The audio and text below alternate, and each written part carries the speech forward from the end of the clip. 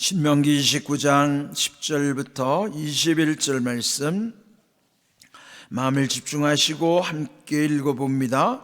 오늘 너희 곧 너희의 수령과 너희의 지파와 너희의 장로들과 너희의 지도자와 이스라엘 모든 남자와 너희의 유아들과 너희 아내와 및 내 진중에 있는 객과 너를 위하여 나무를 베는 자로부터 물 깃는 자까지 다 너희의 하나님 여호와 앞에 서 있는 것은 내 하나님 여호와의 언약에 참여하며 또 내 하나님 여호와께서 오늘 내게 하시는 맹세에 참여하여 여호와께서 내게 말씀하신 대로 또 내 조상 아브라함과 이삭과 야곱에게 맹세하신 대로 오늘 너를 세워 자기 백성을 삼으시고 그는 친히 내 하나님이 되시려 함이니라. 내가 이 언약과 맹세를 너희에게만 세우는 것이 아니라 오늘 우리 하나님 여호와 앞에서 우리와 함께 여기 서 있는 자와 오늘 우리와 함께 여기 있지 아니한 자에게까지니 우리가 애굽 땅에서 살았던 것과 너희가 여러 나라를 통과한 것을 너희가 알며 너희가 또 그들 중에 있는 가증한 것과 목석과 은금의 우상을 보았느니라. 너희 중에 남자나 여자나 가족이나 지파나 오늘 그 마음이 우리 하나님 여호와를 떠나서 그 모든 민족의 신들에게 가서 섬길까 염려하며 독초와 쑥의 뿌리가 너희 중에 생겨서 이 저주의 말을 듣고도 심중에 스스로 복을 빌어 이르기를 내가 내 마음이 완악하여 젖은 것과 마른 것이 멸망할지라도 내게는 평안이 있으리라 할까 함이라. 여호와는 이런 자를 사하지 않으실 뿐 아니라 그 위에 여호와의 분노와 질투의 불을 부으시며 또 이 책에 기록된 모든 저주를 그에게 더하실 것이라. 여호와께서 그의 이름을 천하에서 지워버리시되 여호와께서 곧 이스라엘 모든 지파 중에서 그를 구별하시고 이 율법책에 기록된 모든 언약의 저주대로 그에게 화를 더하시리라. 아멘. 29장 말씀은 이 모세가 모압 평지에서 그 새롭게 언약을 갱신하는 내용이라고 말씀드렸어요. 40년 전에 시내산에서 언약을 맺어주셨던 하나님 그 약속, 그것을 다시 한번 맹세하는 자리. 오늘 제목을 언약과 맹세라고 이제 오늘 본문에 여러 번 반복되는 내용이기도 합니다. 언약 그 자체는 약속이고 맹세라고 하는 것은 그 약속을 반드시 지키겠다고 하는 갱신의 의미가 있어요. 다시 새롭게, 그렇게 보면 40년 전 그 호렙산 그 시내산에서 첫 번째 맺었던 언약은 약속의 의미라면 40년이 지난 오늘의 이 모압 평지에서 모세가 마지막으로 다시 한번 확약하는 거예요. 확실히 약속하는 것. 그 이제 맹세의 의미죠. 네, 그런 의미에서 그렇다면 그 언약이 성경에서 제일 먼저 언급되는 것은 창세기 15장입니다. 창세기 15장 하나님이 아브라함 부르시고 아브라함에게 복 주시는 것에 대한 그 언약을 주시는 말씀이 거기 나와요. 그 언약을 일명 횃불 언약이라고 그러는 거예요. 횃불 언약 아시죠? 성경의 하나님과 아브라함의 약속은 하나님과 그 약속 가운데 재물을 반을 딱 쪼개는 거예요. 재물을 반을 쪼개서 이렇게 벌려놓은 다음에 원래 계약 당사자가 그 사이를 지나가는 거예요. 이제 사람들 간에 계약을 맺어도 서로 당사자가 있잖아요. 그러면은 그것을 이제 확실히 하기 위해서 재물을 반으로 쪼갠 다음에 그걸 벌려놓고 그 사이를 둘이 함께 지나가는 거예요. 이렇게 그런 의미는 만약에 약속을 지키지 못할 때는 이 재물이 쪼개진 것처럼 약속 지키지 않는 사람이 쪼개진다. 그 뭐에 죽는다는 거예요. 그렇게 약속은 엄중한 겁니다. 함부로 약속하면 안 되는 거예요.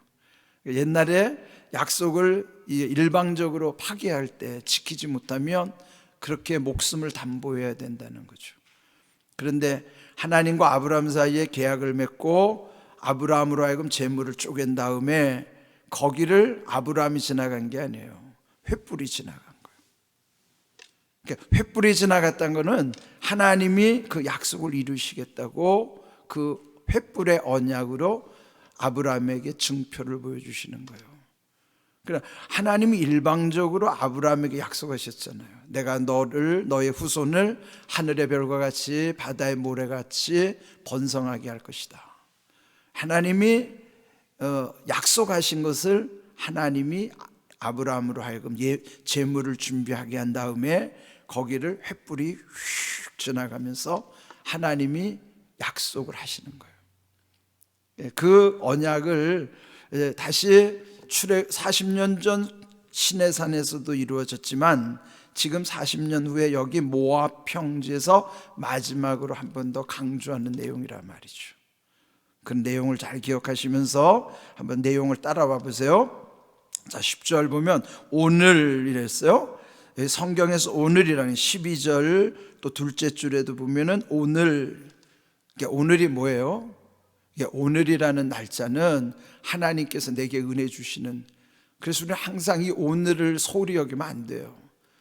지금 이곳에서 나에게 주시는 하나님의 은혜, 언젠가 말씀드렸죠. 영어로 말하면 여기, 지금이란 now, 여기, here, 나를 위한 거 for me. 그래서 now and here for me, 지금 이곳에서 나를 위한 말씀이요 은혜란 말이에요. 여러분, 오늘 지금이라고 하는 내가 지금 있는 이곳이 굉장히 중요해요. 그러니까 여러분 잘 기억하시고, 그런데 여기에 보면은 거기에 참여하는 대상들이 아주 계속 열거되는 내용 나요. 너희의 수령, 지파, 장로들, 지도자들, 이스라엘 모든 남자들 뿐만 아니라 유아와 아내들, 진중에 있는 나그네들 뿐만 아니라 너희를 위하여 나무를 패는 자들로부터 물 깃는 자들까지 다 너희의 하나님 여호와 앞에 서 있는 것은, 이게 뭐예요? 지금 이 언약의 자리, 여기에 함께한 이들이 고위층들만이 아니고 특권층들이 아니고 모두가 다, 심지어는 거기에 나그네들 뿐만 아니라 또 물 깃는 자들, 나무 패는 자들은 뭐예요? 이게 종들의 하인들.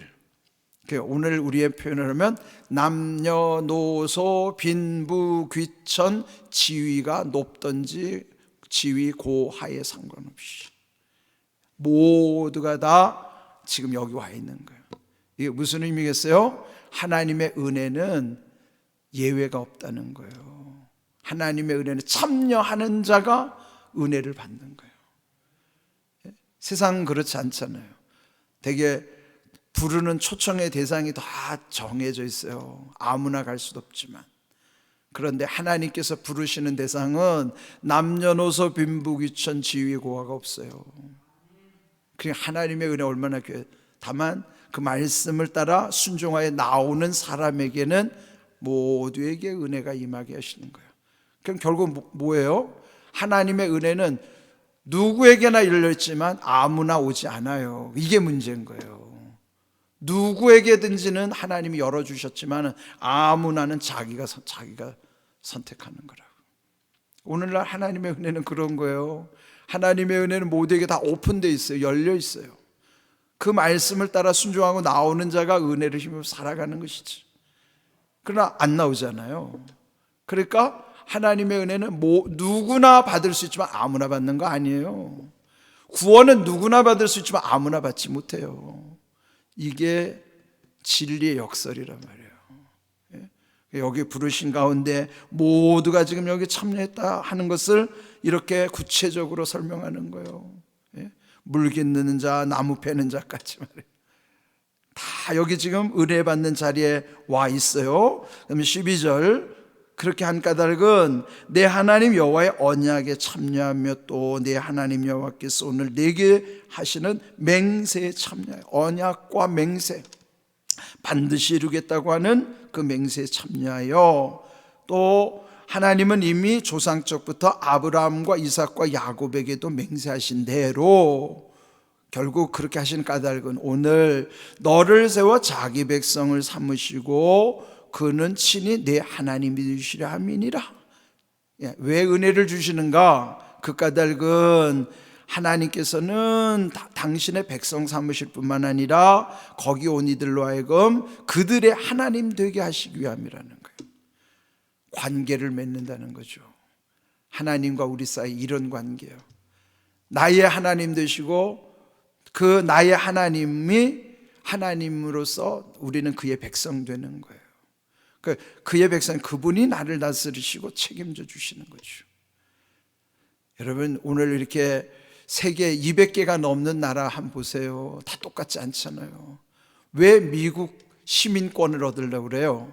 미국 시민권을 얻으면 미국이 그 사람을 지켜주기 때문에 미국 시민권을 얻으려고 하는 거예요. 우리나라도 지금 국격이 높아졌기 때문에 어디를 가도 한국 사람을 무시하지 않죠.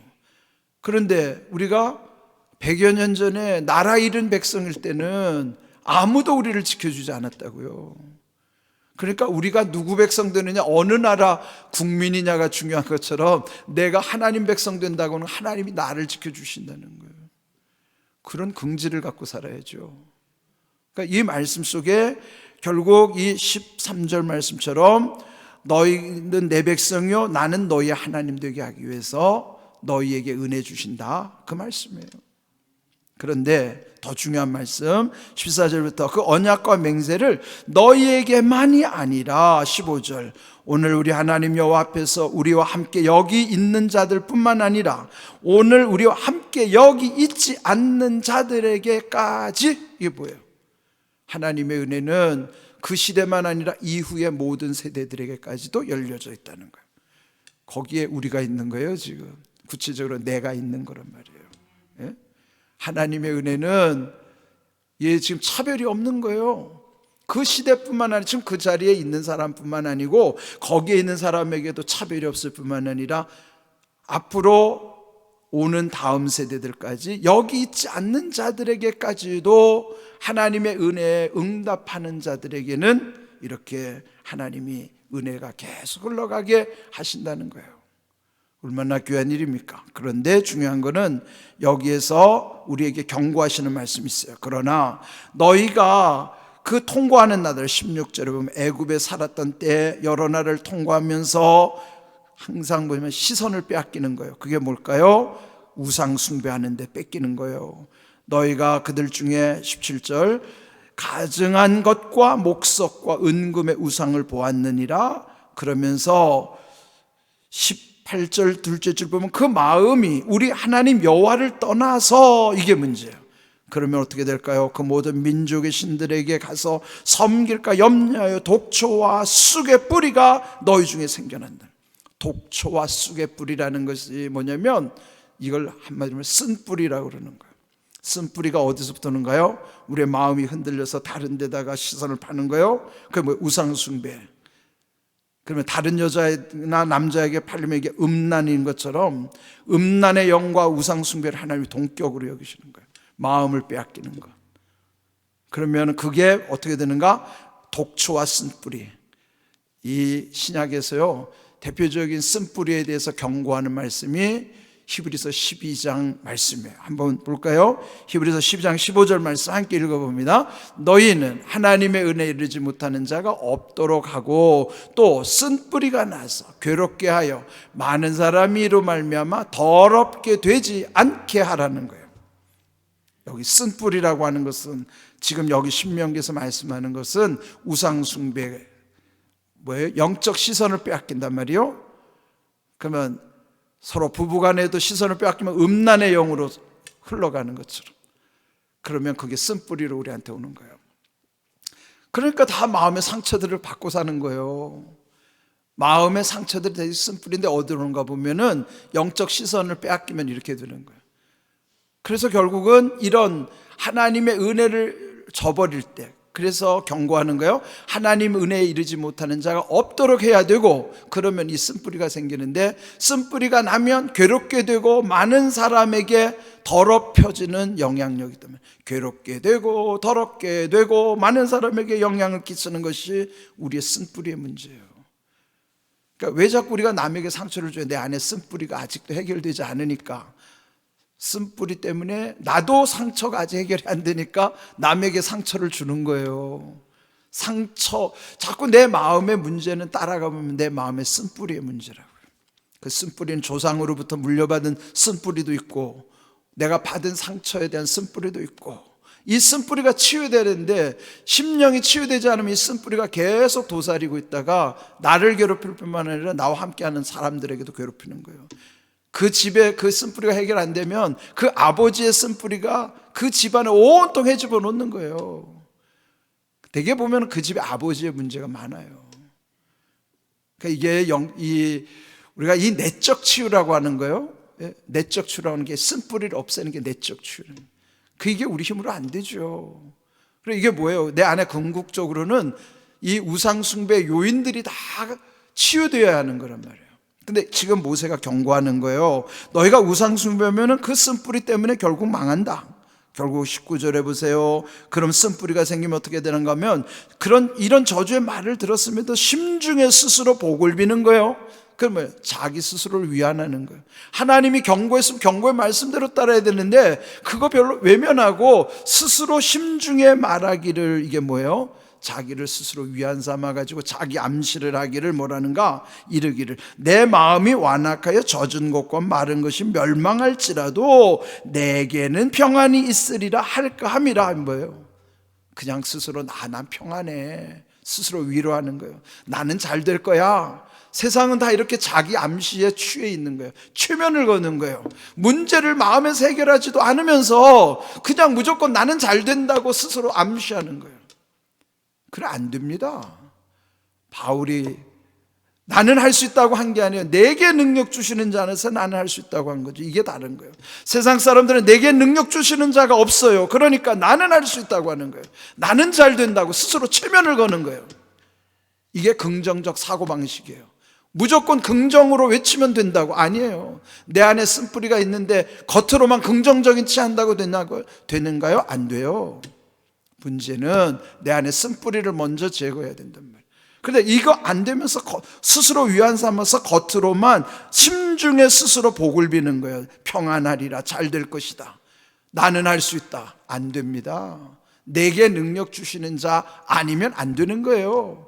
그분이 내 안에 쓴뿌리를 제거해 주셔야 되고, 그분이 나와 함께 하셔야 내게 능력 주시는 자 안에서 내가 능력을 힘입어 할 수 있는 거예요. 이거를 오늘 경고하시는 말씀, 이 말씀 잘 새기셔야 돼요. 오늘 주신 말씀도 시간이 없어 지금 마무리해야 되지만, 오늘 결국 언약과 맹세 가운데 경고하는 말씀은 이 쓴뿌리의 문제라고요. 스스로 위안 삼아서 자기 최면에 빠지면 망하는 거예요. 오늘 귀한 말씀이 하나님의 은혜 안에서만 모든 것이 온전해진다는 사실을 기억하시고, 늘 기억하십시오. 말씀대로 이루어지는 은혜가 우리 안에 있어야 되는 거예요. 그렇게 되기를 주님의 이름으로 축복합니다. 아멘.